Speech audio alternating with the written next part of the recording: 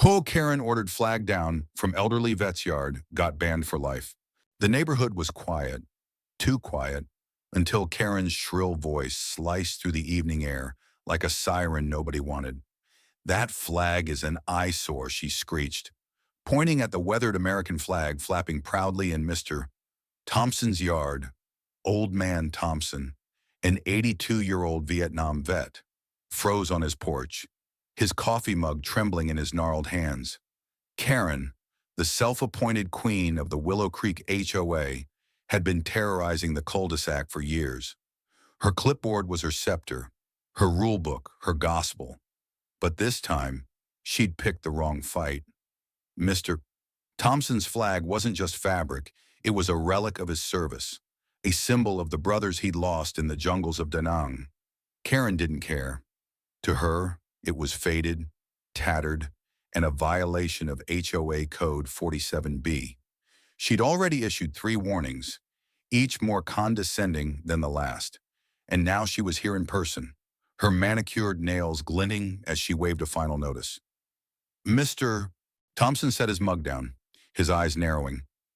"You touch that flag, Karen, and you'll regret it," he said, his voice low but steady, like a man who'd faced worse than a suburban dictator.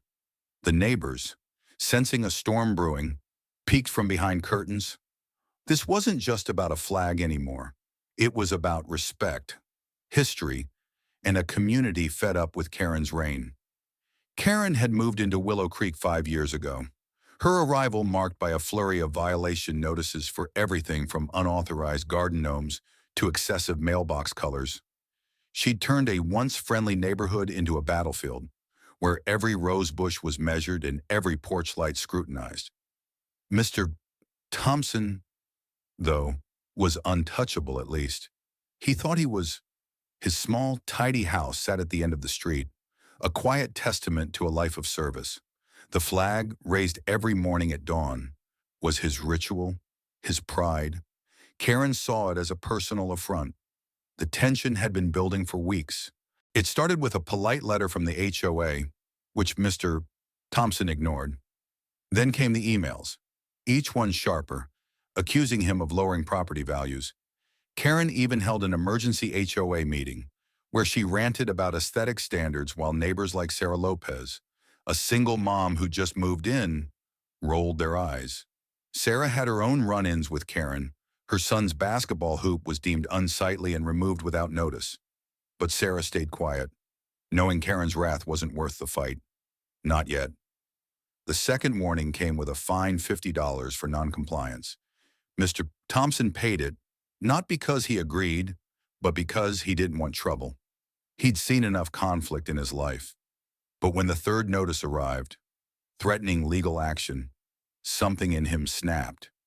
He called Sarah over, his voice gruff but warm. "Kid, you got a phone that records 'I'm done playing nice'?" Sarah, sensing a chance to fight back, nodded eagerly. She wasn't the only one. Other neighbors, Tom, the retired mechanic, Lisa, the school teacher, even shy Mrs. Nguyen were ready to rally. Karen had no idea what was coming. The real spark ignited when Karen took matters into her own hands. Late one afternoon, while Mr. Thompson was at the VA for a checkup, Karen marched into his yard with a pair of scissors. She didn't just lower the flag, she cut it down, slicing through the ropes and letting it crumple into the dirt.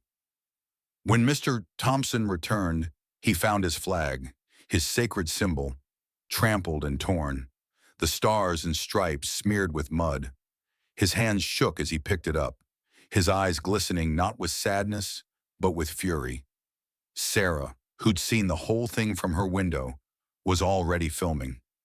She posted the video to the neighborhood's private Facebook group, and within hours it had spread like wildfire. By the next morning, the cul-de-sac was a powder keg. Neighbors gathered in Mr. Thompson's yard, their voices a mix of whispers and outrage. Karen, oblivious to the storm she'd unleashed, showed up with her clipboard, ready to issue another fine. That's when Mr. Thompson stepped forward, holding the ruined flag like a battle standard. "You think you can walk into my yard and desecrate this?" he roared, his voice carrying the weight of decades. Karen smirked, unfazed. It's just a piece of cloth. Harold, get over it. That was her mistake. The crowd gasped. Sarah's phone was still rolling, capturing every word. Tom, the mechanic, stepped forward, his wrench still in hand from fixing a neighbor's car. You don't get to decide what this means to him, he said, his voice shaking with anger. Lisa, the teacher, joined in, her usually soft demeanor replaced with steel. You've bullied us for years. Karen, this ends now. Even Mrs. Nguyen, who rarely spoke, clutched her garden trowel and muttered, too far. Karen, sensing the tide turning, doubled down. I'm protecting this neighborhood's value, she snapped. You people don't understand standards, but the crowd wasn't having it. Sarah, emboldened, held up her phone, showing the video of Karen's flag-cutting stunt. This is who you are. Karen, she said, the whole world's gonna see it. The video had already been shared beyond the neighborhood, picking up thousands of views on social media. Comments poured in, disgusting shame on her support our vets. Then came the twist nobody saw coming. A new face emerged from the crowd, Mr. Jenkins, a quiet, unassuming man who'd moved in just a month ago. He rarely spoke, always kept to himself, but now he stepped forward, holding a stack of papers.